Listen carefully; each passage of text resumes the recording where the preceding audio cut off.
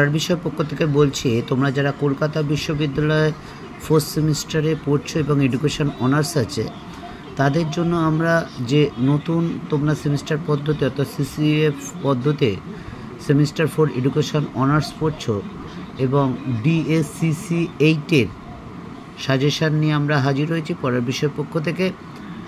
যদি এই প্রশ্নগুলো তোমরা পড়ো অবশ্যই কিন্তু তোমরা কমন পাবে, এটা নিশ্চিত। এই পেপারটা হচ্ছে গ্রেট এডুকেটার্স বা খ্যাতনামা শিক্ষাবিদগণ। আমরা এই সাজেশনটা শুরু করার আগে এর সিলেবাসটা এবং মার্কস ডিভিশনটা একটু দেখে নিই। চলো, দেখতে পাচ্ছি ইউনিভার্সিটি অফ ক্যালকাটা পাঠ্যক্রম খ্যাতনামা শিক্ষাবিদগণ বা গ্রেট এডুকেটার্সের যে সিসিএফ পদ্ধতি 4th সেমিস্টার ডিএসসিসি 8-এর যে 3টে ইউনিট আছে। ফার্স্ট ইউনিটে ওয়েস্টার্ন এডুকেটার্স বা পাশ্চাত্য শিক্ষাবিদগণ, এখানে 3 জন শিক্ষাবিদ আছেন, রুশো, ডিউরি এবং ইভান ইলিচ। ইউনিট 2-এ ইন্ডিয়ান এডুকেটার্স বা ভারতীয় শিক্ষাবিদগণ, বিবেকানন্দ, রবীন্দ্রনাথ ঠাকুর এবং Begum Rokeya. Unit 3 educators of 21st century, একবিংশ শতাব্দীর শিক্ষাবিদগণ, ভারতের APJ Abdul Kalam, Nel Noddings and Amartya Sen. অর্থাৎ 3টে এই ইউনিট আছে এবং মার্কস ডিভিশনটা দেখো।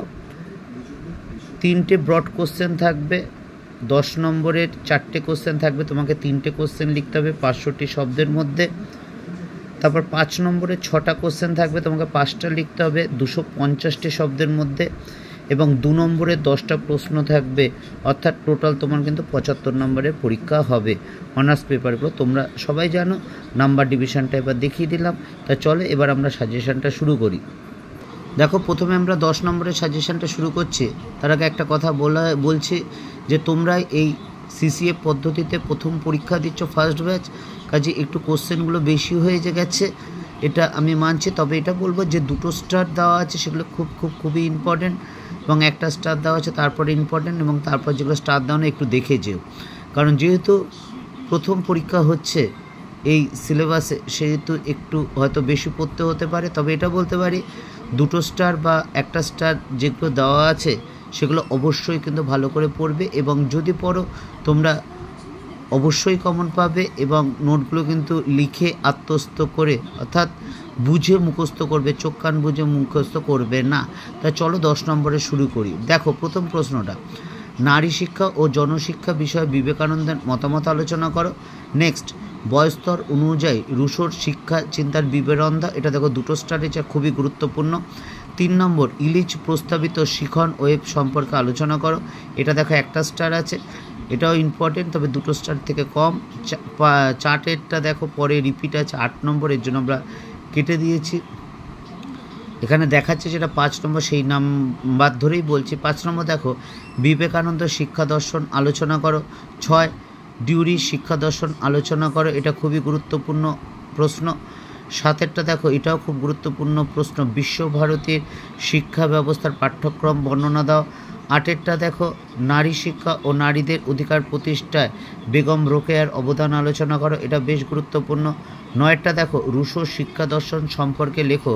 রুশোর শিখন পদ্ধতি কিভাবে এই দর্শন দ্বারা প্রভাবিত হয়েছিল তা আলোচনা করো।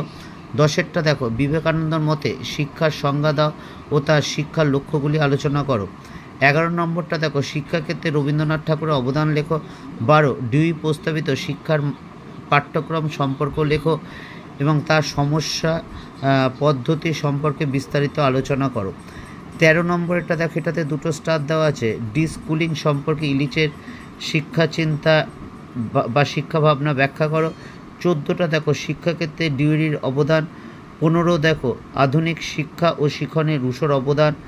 16টা দেখো, এটা খুবই গুরুত্বপূর্ণ, শিক্ষায় এজেপি আব্দুল কালাম ও অমর্ত্য সেনের অবদান আলোচনা করো। এবং লাস্ট কোশ্চেন, নেল নেডিংসের মতে নারীবাদী নৈতিকতা ও যত্নের দর্শন লেখো। এই ছিল মোটামুটি কোশ্চেন 10 নম্বরের জন্য। এগুলো যদি তোমরা বিশেষ করে 2টো স্টার এবং 1টা স্টার ভালো করে পড়ে যাও, এবং যেগুলো স্টার দাও না ওগুলো একটু দেখে যাও, কারণ সবগুলো একই রকমভাবে পড়া সম্ভব নয়, কারণ বেশ কিছু প্রশ্ন থাকে যেগুলো আমাদের ফার্স্ট টার্গেট থাকে, অর্থাৎ আসলেই লিখবো, তারপর সেকেন্ড থাকে, তারপর থার্ড থাকে, এইভাবে কিন্তু ভাগ করে নিতে হয়। কারণ কারো পক্ষেই 12টা বা 13টা কিন্তু একই মাপের পড়ে যাওয়া সম্ভব নয় ভালো রেজাল্ট করতে গেলে। তা চলো আর কথা না বাড়ি, এবার 5 নম্বরটা আমরা শুরু করি। এবার দেখো 5 নম্বরের যেগুলো খুবই ইম্পর্টেন্ট, আমরা ডবল স্টার দিয়েছি। দেখো, নারী শিক্ষা সম্পর্কে রুশোর মত লেখো। 2, জনশিক্ষা বিস্তারে বিবেকানন্দের ভূমিকা। 3, সামাজিক সংস্কারে বেগম রোকেয়ার অবদান লেখো। 4, টিকা লেখো বিবেকানন্দের গণশিক্ষা। এই বিবেকানন্দের জনশিক্ষা 2-এরটা দেখো, জনশিক্ষা বিষয়ে বিবেকানন্দের ভূমিকা, এটা 5-এও আছে, আবার কিন্তু 10-এও আছে, কিন্তু আমরা তোমাদের বোঝাবার জন্য 2 জায়গায় রেখেছি, হয়তো নাম্বারটা একটু বেশি দেখাবে, সেটা আমরা কোনো কেয়ার করিনি বা বদার করিনি, কারণ যাতে তোমরা বুঝতে কোনো রকম অসুবিধা না হয় এইরকম কিন্তু করা হয়েছে। 4-একটা দেখো, টিকা লেখো বিবেকানন্দের গণশিক্ষা। 5, রুশো নেতিবাচক শিক্ষা সম্পর্কে লেখো। 6, শিক্ষা সত্ত্ব এর বৈশিষ্ট্যগুলি লেখো। 7, অমর্ত্য সেনের মতে শিক্ষার ভূমিকা ও প্রয়োজনীয়তা লেখো। 8-এটা দেখো, অমর্ত্য সেনের মতে অর্থনৈতিক ও শিক্ষার মধ্যে সংযোগ আলোচনা করো।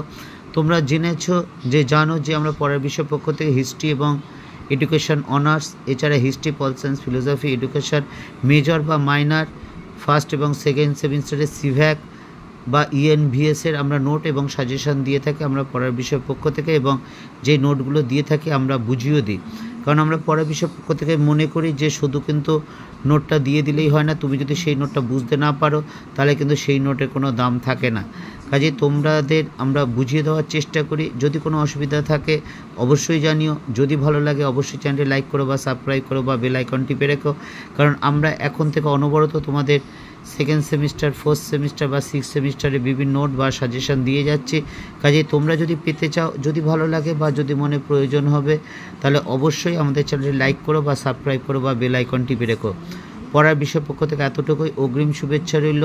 খালি তোমাদের এই ফোর্থ সেমিস্টার খুব ভালো হোক তাই নয়, বা এই পেপারটাই শুধু ভালো হবে তাই নয়, সমগ্র গ্র্যাজুয়েশন খুব ভালো হবে, জীবন সুন্দর সুখের আনন্দময় হয়ে উঠুক, এটাই আমরা পড়ার বিষয় পক্ষ থেকে একমাত্র কামনা করি।